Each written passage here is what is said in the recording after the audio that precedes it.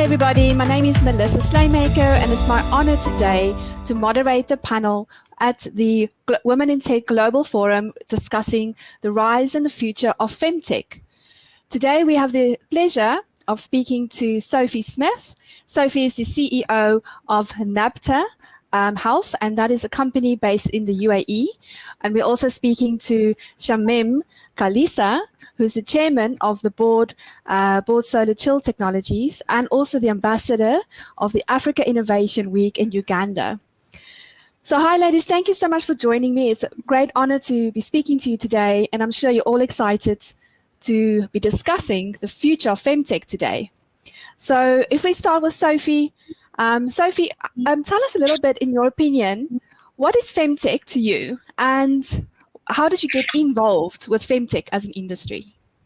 Thanks, Melissa. So I see FemTech as technology enablement that is supporting answers or creating answers, solving problems to some of the most pressing issues in women's healthcare today.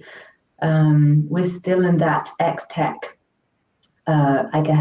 phase where everything that is technology enabled is ending in tech, whether it's FinTech or EdTech. But technology enablement will be assumed in 5 to 10 years' time, and we'll be back to plain old finance and healthcare. So I think technology today should be about enabling access, creating more affordable healthcare, ensuring that women all over the world, regardless of their cultural background, regardless of their education, have access to high quality healthcare. Finding effective ways to disseminate it, making sure that there are no remaining underserved populations. Perfect. Thank you so much. And Shamim, thank you for joining us today. I'm really interested about also your journey into FemTech. Tell us a little bit about your journey and why you think FemTech is so important. Thank you so much. When you look at FemTech, I look at it in a way that females are using technology to solve the problems in the different communities they are in.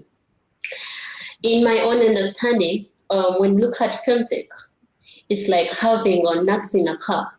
When females are not in any industry, the nuts are loose. They are not firm. So if females are added into every industry, if it is the health industry, it is the agriculture industry, this makes everything faster, they move better and everything. So to me, FemTech is like women are completing the loop. They're making everything different. The way women do things is not exactly the way the men do it. So here we're using the power of technology to change the lives of the very many women in the different communities wherever they are. It's not basically anything, or maybe maternal health, agriculture, finance, and all that. So FemTech is something that is to put women on the top. I mean, every time it's the men up, it's the men up. But then here, FemTech, women have to come in and spice in every industry, spice up everything. Yeah, that is how I look at FemTech. Thank you for that. And Sophie, I know you're very involved with products that are being developed within the FemTech space. Can you give us some examples on practical applications of how FemTech can help women today? Sure. So perhaps I'll talk briefly about the evolution of FemTech. It's a term that was coined by Ida Tin back in 2016. It's a relatively new concept and sector. Probably the first FemTech company was founded in 2009 by Will Sachs of Kindara, acquired by Primatemp in 2018.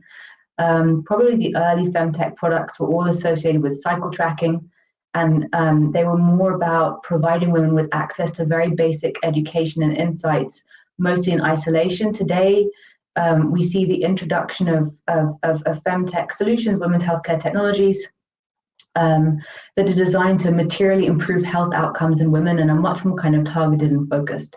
So, for example, there's a company called Celbria that has developed a pad that is worn in a bra that can detect breast cancer with an 86% with 86% accuracy and has a 99% negative confirmation rate. So very super product, very low to market price.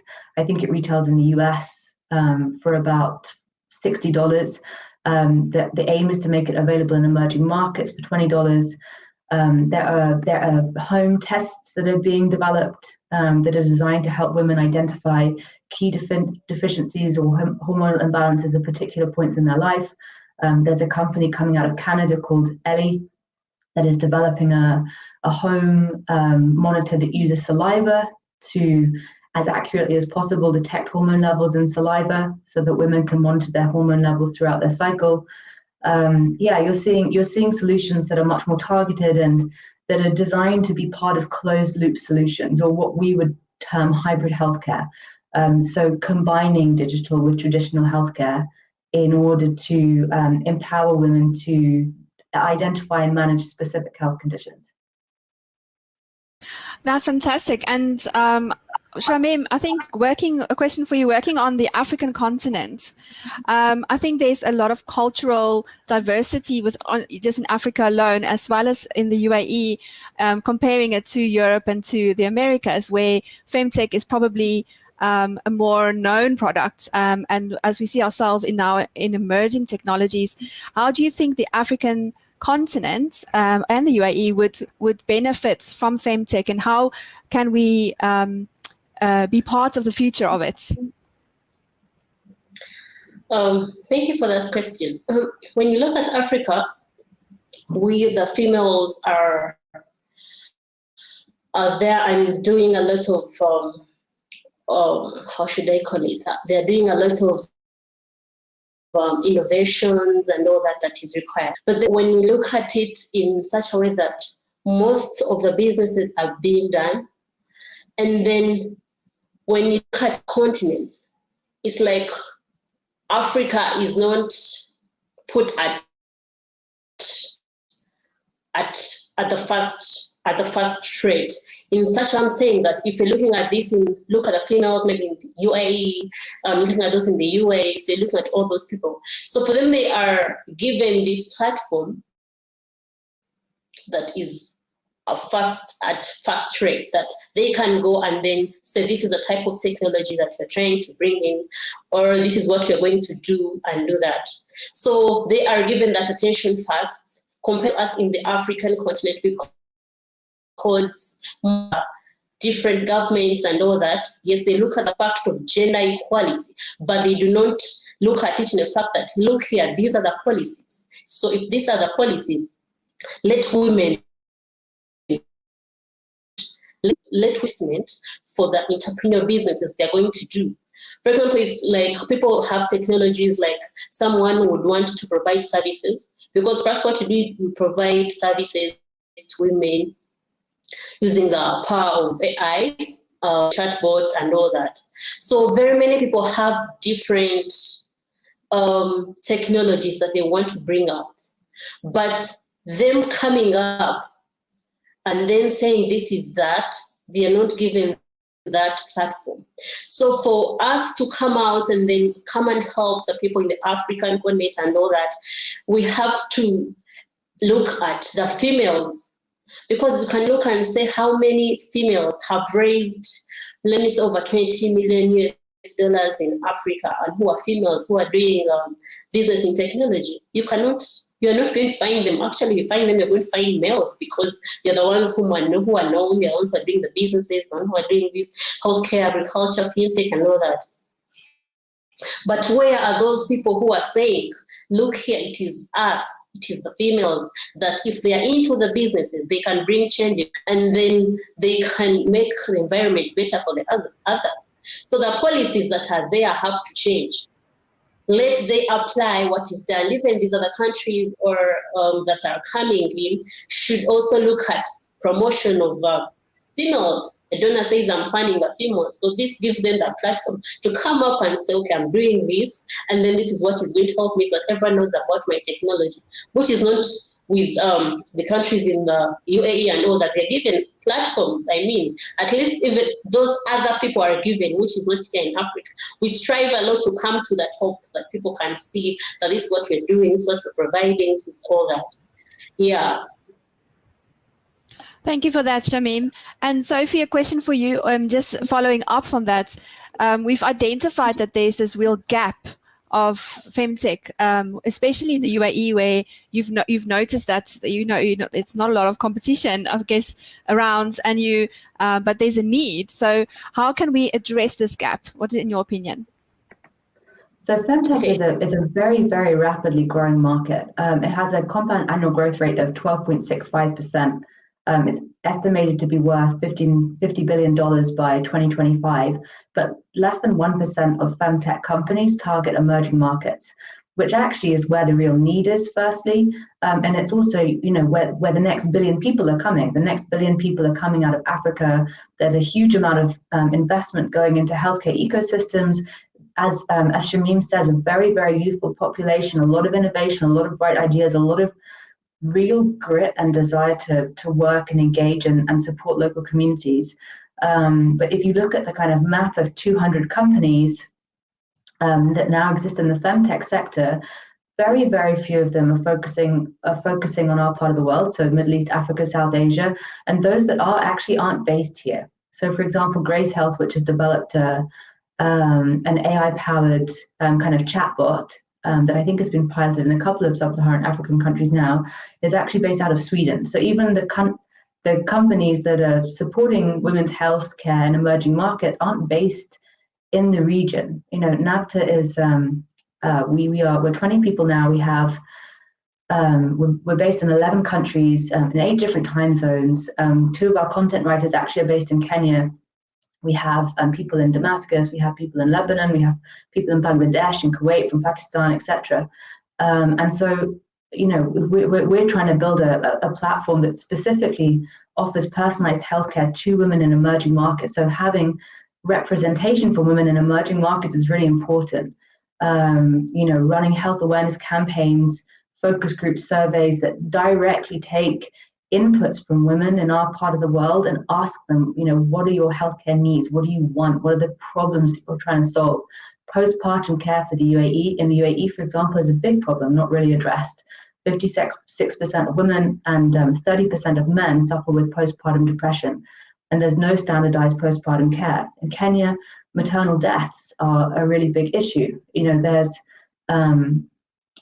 They recently introduced kind of free private healthcare, but the perception is that in Kenya, the public healthcare system, where there are more doctors who see more patients and there's greater footfall, is actually the safer place to give birth.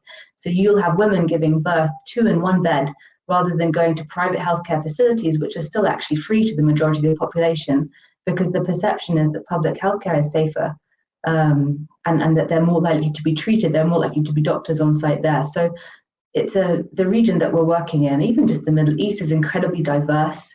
There's a split country by country between public and private healthcare. There are different needs, different non-communicable diseases that are prevalent in societies here.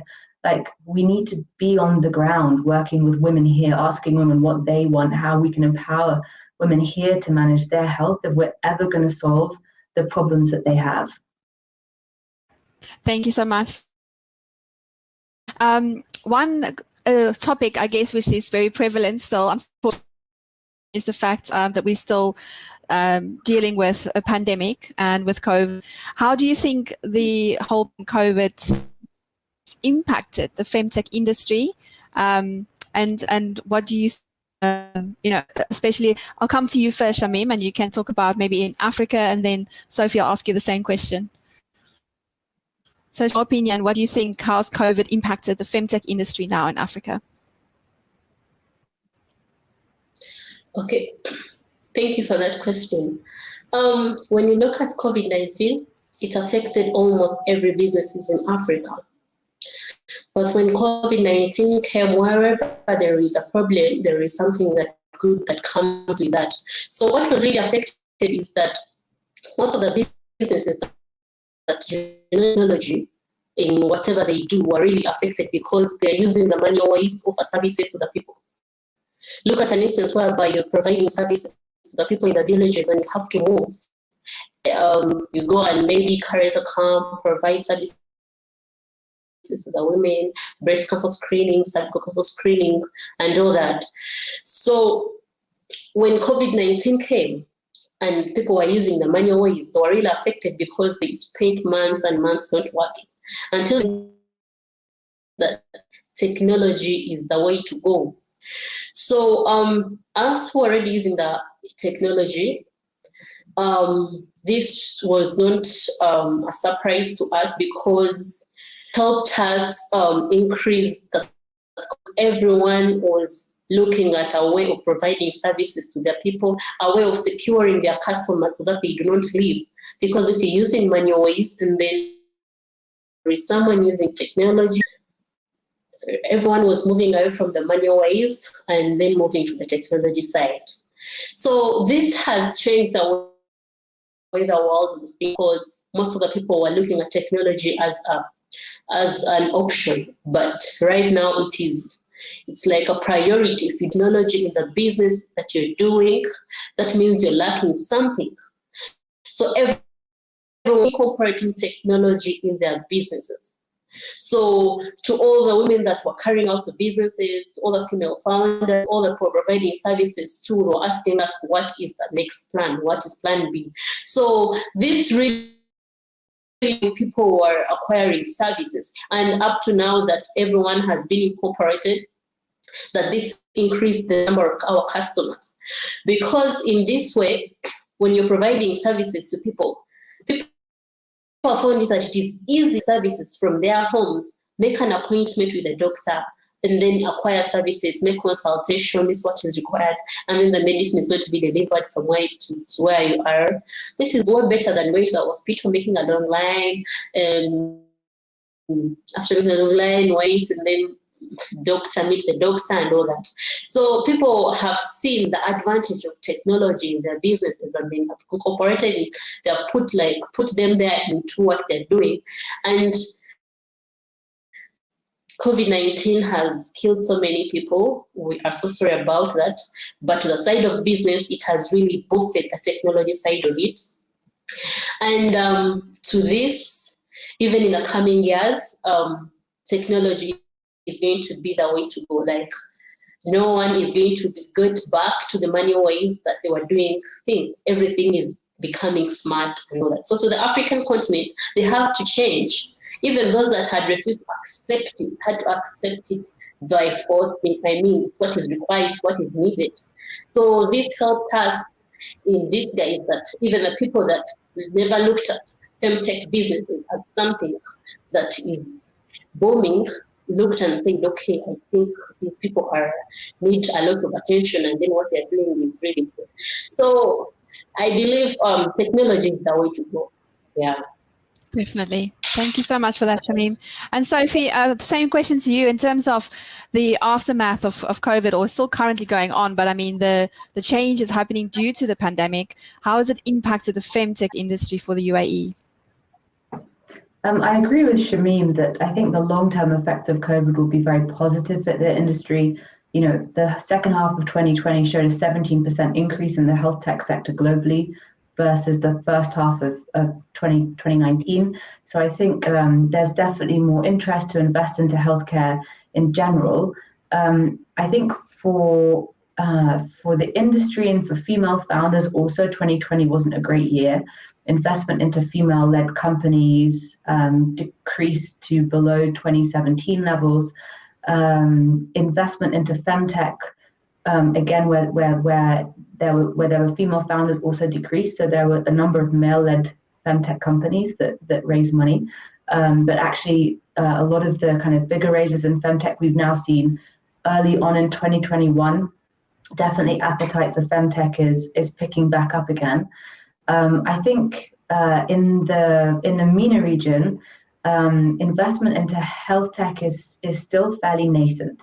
most of the venture capital funds that you have here are generalists. So, and until last year, really exclusively focused on e-commerce, marketplaces, logistics, and fintech. There are only a couple of specialized health tech funds, and those don't typically invest in healthcare companies in the region. They invest in companies outside of the region. There are now funds in Mubadala Healthcare, Global Ventures that are looking to set up focused health tech funds, which will definitely help. But I still think as a health tech company here, as a FemTech company here, that has an R&D mandate, that is working to materially improve health outcomes as opposed to just connecting the dots within the ecosystem. So being a pure telehealth play or an appointment booking play, I think appetite is on the increase, but in terms of material outputs, we've probably still got to wait 6 to 12 months.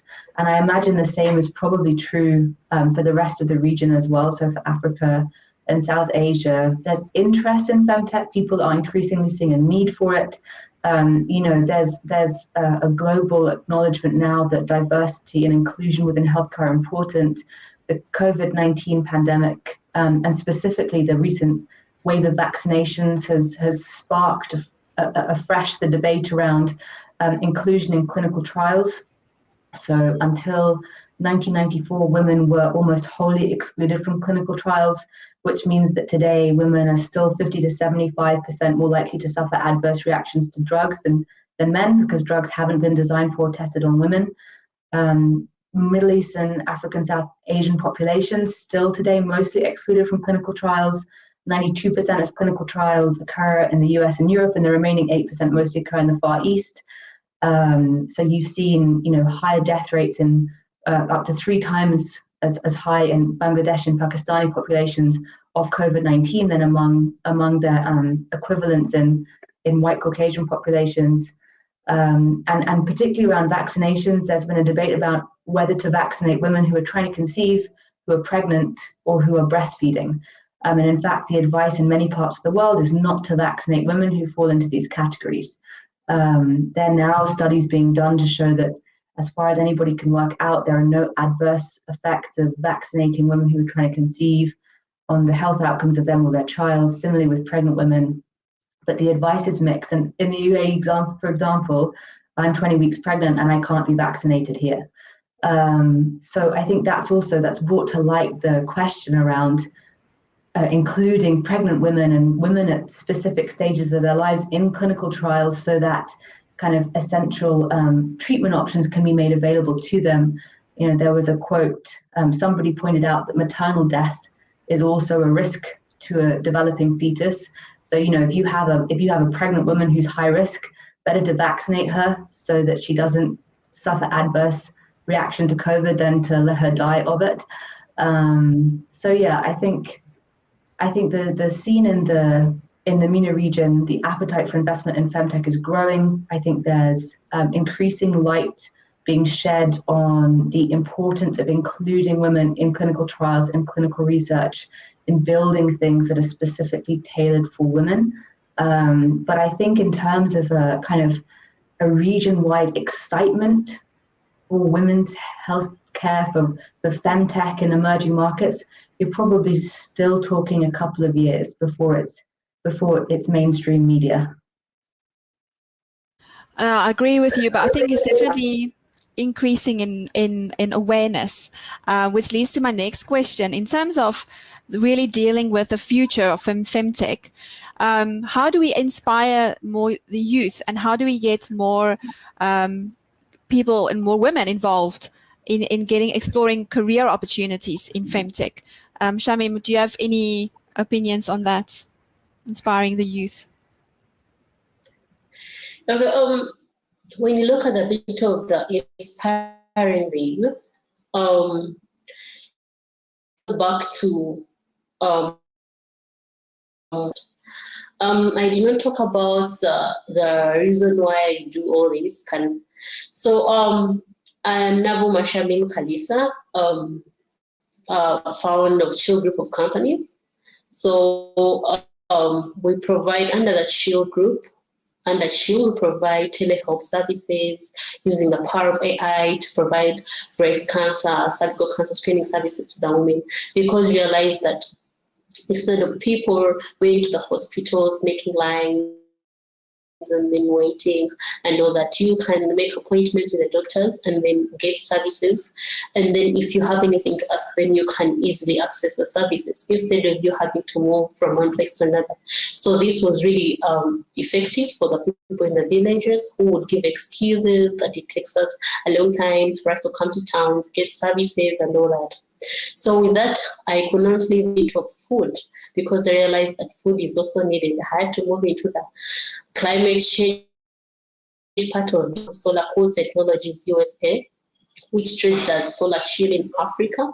It's also in India, prevent post-harvest loss, because realized that according to the pollution that's skyrocketed from the cars and all that, the pollution that is from wasted food is so much that people have not yet seen that. So with that, apart from the part of the health, there is that part of climate change, because even if I look at the health part of it, our climate has to be put first, because the environment, the global warming, all has to be solved. Yeah, so I'm a Forbes 30 under 30 class of 2020. I'm also a young tech. I was chosen among the top 100 young influencers in Africa.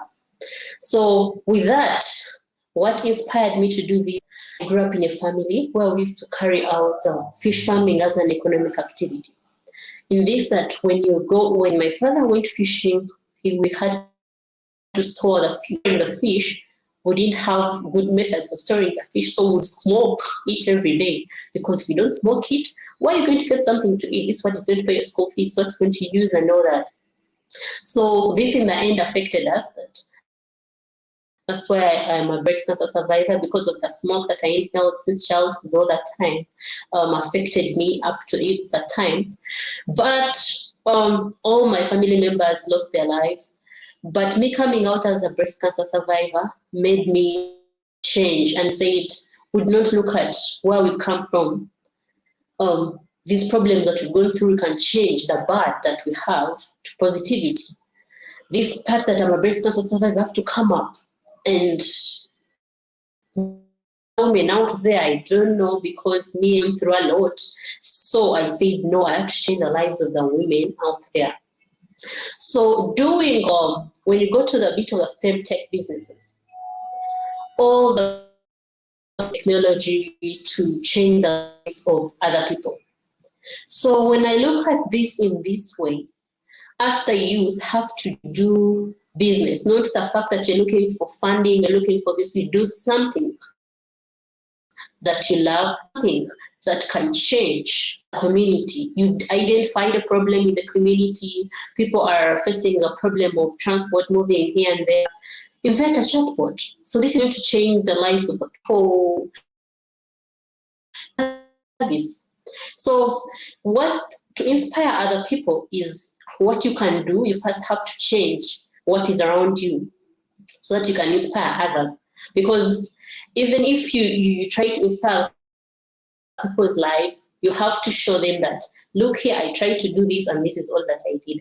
So inspiring other people, the fact that we are females, unless is done to the females, because everyone looks at, this is a male-dominated industry.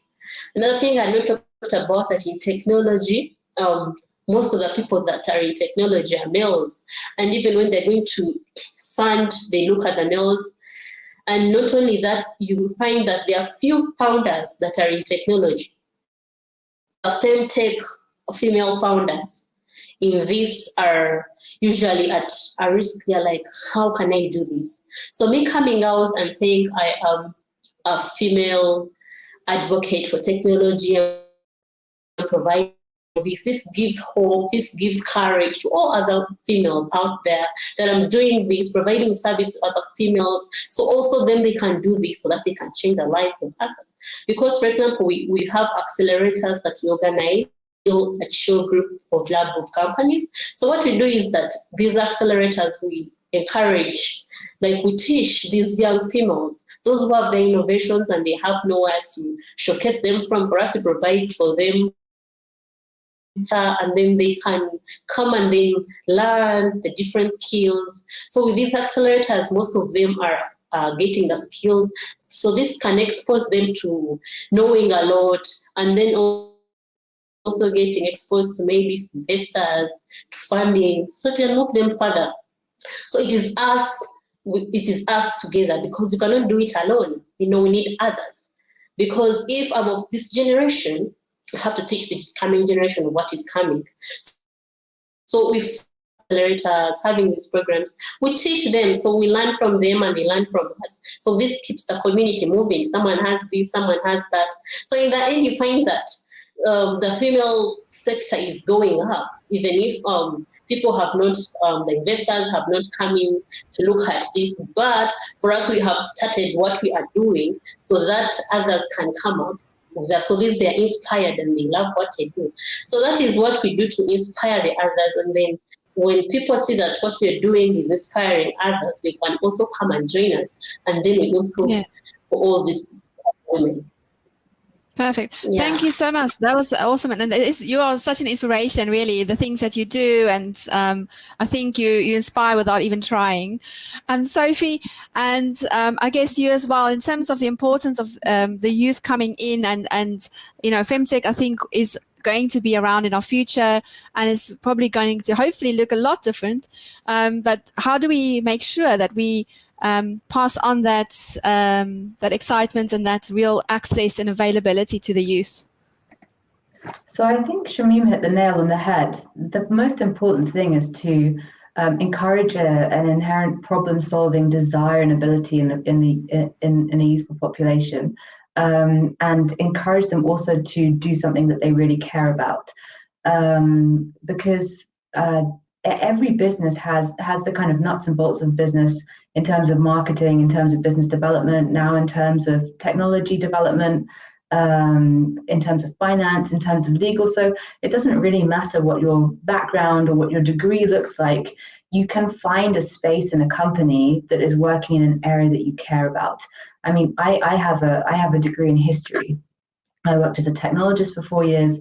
My parents are doctors, but I'm not a doctor. And it's one of the questions I get asked a lot. So are you a doctor? And I say no, but I don't think it's essential to have a medical background to go into FemTech. You have to have a well-rounded team. So for example, my co-founder, Dr. Saba Alzabin, is a scientist. She has a PhD in immunology and molecular oncology. Another member of the board, and my original co-founder, Dr. Masar Arazuki, is a medical doctor. Our chief technology officer has a PhD in machine learning and 17 years in applied machine learning, mostly in a clinical informatics setting. We have pharmacists, we have doctors, we have PhDs, we have people with very, developed operational backgrounds on the team. Really, we have a very, very broad range of skill sets. The thing that unites us is our desire to empower women to make a change in women's health. In fact, when people apply to NABTA or say they're interested in working for NABTA, obviously they share their CVs, but we always ask them to answer 2 questions. Why do you want to work in women's health? And why do you want to work for NABTA specifically? And if they just talk about themselves and I've got this skill and that skill, and I think it would be an excellent opportunity for my career, we say thanks, but no thanks.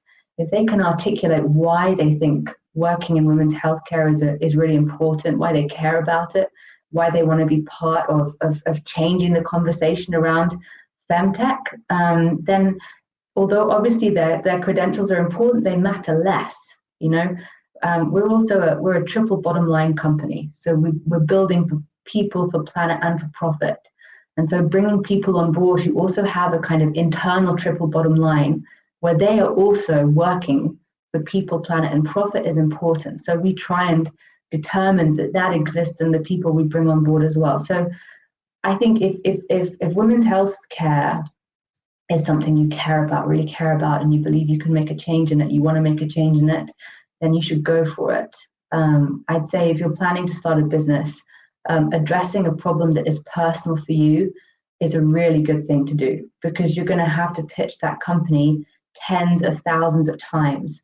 And you're going to have to say the same things over and over again without ever getting sick of them. And if it's a personal problem for you, you'll be able to do that. If it's not, it's going to be a little bit more difficult. So I think, yeah, inspiring the youth to pursue things that they're really interested in. And then for us, a big one is making access possible. So, we brought on board our 2 content writers in Kenya at the start of the pandemic when they lost their jobs. And one of them had actually been my mentee through the Sherry Blair Women's Foundation. And so I said, yeah, we can offer you an internship, no problem. If there are any other women that you know who are in a similar position, let me know. We're looking for additional content writers. We need boots on the ground. The 2 conditions were they must have a laptop and a degree of computer literacy or access to a laptop, and they need a Wi-Fi connection because we're a technology-enabled company. Like all of our work is in Google Suite, in the cloud. Nothing is stored locally. So access is really key. And I think, again, for us, we want to hire talented people across the Middle East, Africa, and South Asia who are passionate about women's health. So a kind of a push to make it possible for women in every country in emerging markets to have access to technology, to have basic computer literacy is really key, because for companies like us who aren't headquartered necessarily in every country in the region, having that digital connection is really important. Perfect. Thank you so much. I don't know if, I think that brings us to the end of our chat, the timing that we have allowed, but it's been such a great and insightful conversation. Thank you very much, both of you lovely ladies. And I hope that everyone else enjoys the rest of the forum. So thank you so much again for your time. Thank you, Marissa. Thank you, Colleen. Thank you so much.